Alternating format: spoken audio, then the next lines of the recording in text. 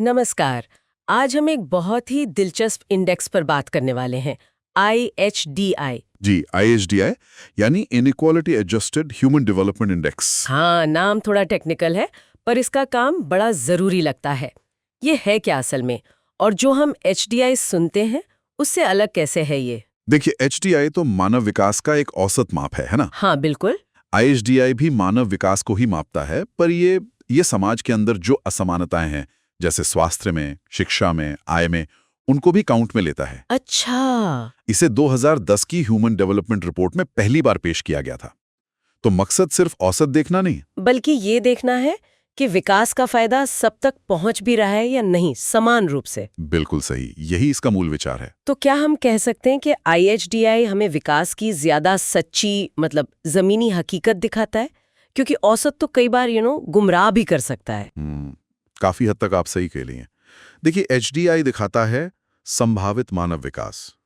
मतलब अगर कोई असमानता ना हो तो देश कहां तक पहुंच सकता है। अच्छा, पोटेंशियल। जी, पोटेंशियल। लेकिन IHDI वो असमानताओं की वजह से जो विकास में कमी या नुकसान होता है उसको घटाकर दिखाता है। तो ये वास्तविक स्तर के ज्यादा करीब है। ये नुकसान वाली बात अहम है। मतलब असमानता सीधे सीधे विकास को कम कर रही है। हाँ बिल्कुल, जितनी ज्यादा असमानता होगी IHDI उतना ही HDI से कम होगा। वो जो अंतर है दोनों के बीच, वही असमानता का असर है। वही असमानता का असर है। वो हमें बताता है कि असमानता की वजह से कितना मानव विकास खो रहा है एक तरह से। तो फिर अगर किसी देश का HDI और IHDI स्कोर लगभग बराबर आ जाए, ऐसा हो सकता है? देखिए, सैद्धांतिक रूप से तो हो सकता है। अगर कोई समाज एकदम परफेक्टली समान हो, स्वास्थ्य, शिक्षा, आय, सब कुछ सबके लिए बराबर। पूरी तरह समान। हाँ, पूरी तरह समान। उस स्थिति में HDI और IHDI का मान एक ही होगा। लेकिन असलियत में तो ऐसा नहीं। असलियत में ऐसा नहीं होता। इसीलिए IHDI हमेशा HDI से या तो कम होता है या बराबर, ज्यादा कभी नहीं। जितना ज्यादा गैप उतनी ज्यादा इनइक्वालिटी। ये दिलचस्प है। और ये जो असमानता है स्वास्थ्य, शिक्षा, आय के वितरण में, इसको मापा कैसे जाता है? कोई खास तरीका है? जी, इसके लिए एक तरीका इस्तेमाल होता है जो ब्रिटिश अर्थशास्त्री थे, एंथनी बार्नेस एटकिंसन। एटकिंसन, हाँ, सुना है नाम। जी, प्रोफेसर एटकिंसन, उनके काम पर आधारित एक मेथड है। वो इन तीनों डायमेंशन में असमानता को आंकता है। तीनों यानी हेल्थ, एजुकेशन और इनकम। हाँ, स्वास्थ्य, शिक्षा और आय, इन तीनों में जो फैलाव है, जो असमानता है, उसे ये मेथड कैप्चर करता है। IHDI की गणना के लिए। अच्छा।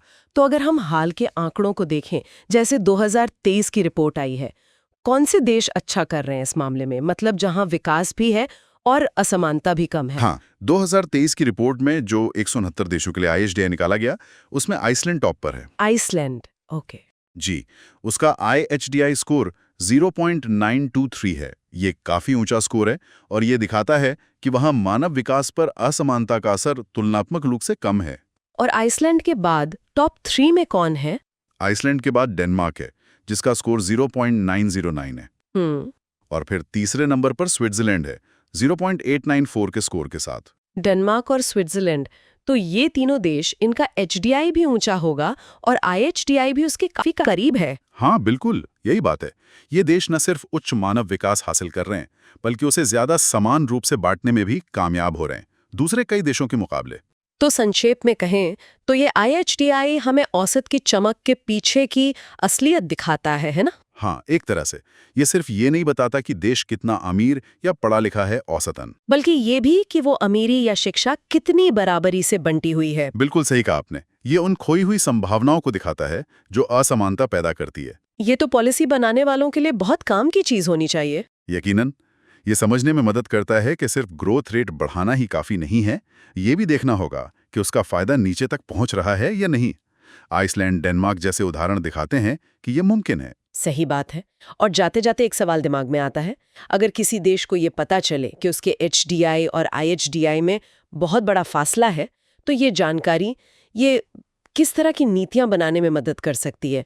कैसे एक ज्यादा न्यायपूर्ण समाज बन सकता है इस जानकारी से? इसके बारे में सोचना चाहिए। ये वाकई एक अहम सवाल है।